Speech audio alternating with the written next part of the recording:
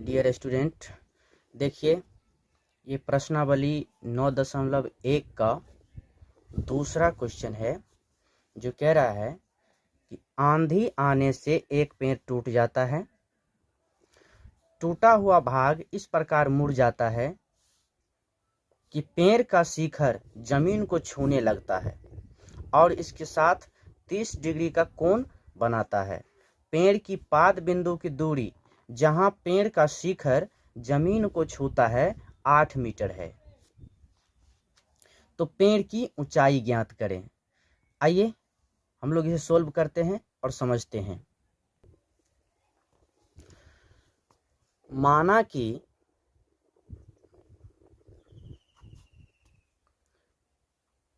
पेड़ ए बिंदु से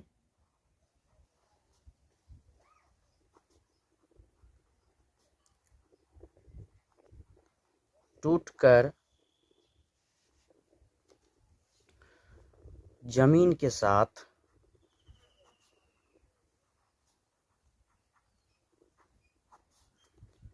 बी बिंदु पर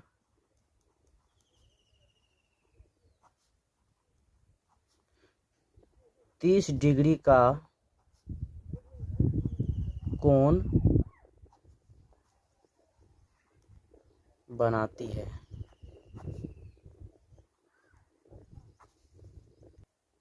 सॉरी, यहाँ यदि सी बिंदु लेते हैं तो थोड़ा अच्छा रहता है, जो कि पेड़ के पाद बिंदु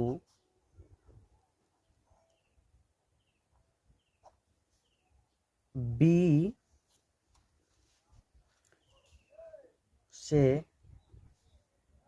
8 मीटर दूर है। पेड़ के पाद बिंदु अर्थात पेड़ का जड़। आइए हम लोग इसे फिगर से समझते हैं। अब यह एक पेड़ का टूट करके जो बच गया है, यह पेड़ है जड़ से लेकर के यहाँ तक, और इससे ऊपर वाली भाग जो है टूट करके ऐसे करके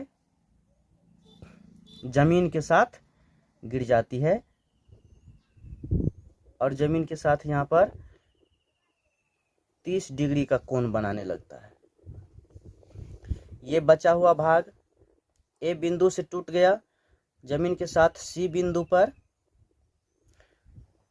30 डिग्री का कोण बना रहा है, और ये जड़ यानी पाद बिंदु बी है। इस प्रकार से यह एक ABC त्रिभुज बन गया। तो त्रिभुज ABC में ये देखते हैं, त्रिभुज ABC में ये 8 मीटर दिया गया है। ये जड़ और ये जहां पर पेड़ का शिखर जमीन को छू रहा है, ये दोनों की दूरी 8 मीटर है। सबसे पहले ये समझिए कि यदि पेड़ का ये बचा हुआ भाग और पेड़ का ये टूटा हुआ भाग AC दोनों को हम यहाँ ज्ञात कर ले और दोनों को जोड़ दें तो क्या पूरे पेड़ की ऊंचाई निकल जाएगा? तो आइए सबसे पहले हम लोग ये बचा हुआ भाग जो है पेड़ का, इसे हम निकालते हैं। तो बचा हुआ भाग है AB। तो आइए, तो AB और यहाँ पर यह ये BC, तो AB और BC अर्थात लंब और आधार। तो लंब और आधार, लंब बटा आधार होता है tan थीटा में। तो लिखेंगे tan थीटा बराबर लंब बटा आधार अर्थात P बट्टा B, इतना लिख लेंगे। अब tan थीटा, थीटा का मान यहाँ पर देखिए 30 डिग्री है, तो लिखेंगे tan 30 डिग्री बराबर P बट्टा B। P है AB, तो लिख देंगे AB बट्टा BC। B है BC, तो लिखेंगे BC। अब इसका मान बैठाइए। tan 30 डिग्री का मान होता है 1/√3 बराबर AB आपको यहाँ पर देखिए कुछ भी नहीं दिया गया है, लेकिन BC दिया गया है 8 मीटर। तो चलिए BC का मान बिठाते हैं।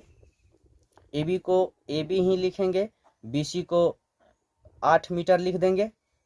अब इसे सोल्व करेंगे तो हो जाएगा, क्रॉस मल्टीप्लिकेशन करेंगे ऐसे, इसको इसके साथ, इसको इसके साथ, तो √3AB हो जाएगा बराबर 1 में 8 से करेंगे तो 8 एकम 8 होगा। AB को इधर छोड़ेंगे, 8 इधर है, √3 इधर आएगा बट्टे में, तो AB बराबर आ गया 8/√3, अर्थात पेड़ जो जहां से टूट गया है ये बचा हुआ भाग 8/√3 मीटर निकला है। यहाँ पर मीटर लिखिए। अब हम लोग पेड़ जो भाग टूट गया है अर्थात AC ये निकालेंगे। तो AC निकालने के लिए हम लोग देखेंगे, AC तो कर्ण हो गया, तो कर्ण और आधार, कर्ण और आधार कौन से थीटा में है, तो cos थीटा बराबर होता है B/H, अर्थात आधार बट्टा कर्ण। तो यहाँ पर देखिए आधार है BC और कर्ण है AC, तो हो जाएगा BC/AC। तो लिखेंगे हम लोग BC/AC, थीटा का मान 30 डिग्री, तो लिखेंगे cos थीटा बराबर BC/AC। अब आइए, चूंकि आप जानते हैं कि cos 30 डिग्री बराबर होता है √3/2 बराबर BC यहाँ पे 8 है, 8 मीटर, देखिए BC 8 मीटर है, तो 8 लिख देंगे, और AC कुछ नहीं है तो AC को AC ही लिखेंगे। अब इसको सोल्व करेंगे तो हो जाएगा √3AC बराबर 8 दूनी 16, AC बराबर हो जाएगा 16/√3। अब AC और AB, यहाँ देखिए फिगर में फिर से AC और AB को जोड़ देंगे तो पूरे पेड़ की ऊंचाई निकल जाएगा। तो आइए दोनों को जोड़ देते हैं, लिखेंगे पेड़ की ऊंचाई बराबर AB + AC। तो AB निकला है 8/√3 प्लस AC है 16/√3। अब इसको सोल्व करेंगे तो हो जाएगा, यहाँ पे √3 एलसीएम लेंगे तो √3 8 + 16। चलिए यहाँ हम लिख देते हैं, यहाँ जगह थोड़ा कम है, तो 8 और 16 के जोड़ देंगे तो हो जाएगा 24/√3। अब इसे परमेयकरण कर देते हैं क्योंकि रूट नीचे में है, तो परमेयकरण कर देते हैं 24/√3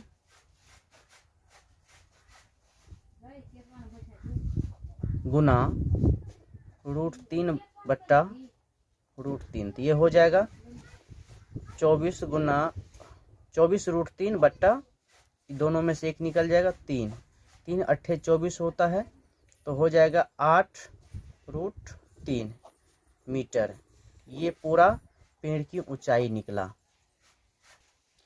तो ये वीडियो यदि आपको समझ में आया और अच्छा लगा तो प्लीज़ लाइक करें और चैनल को सब्सक्राइब करें, ताकि आगे की जो सवाल है, क्वेश्चन है, उसका भी आप हल पा सकें। धन्यवाद।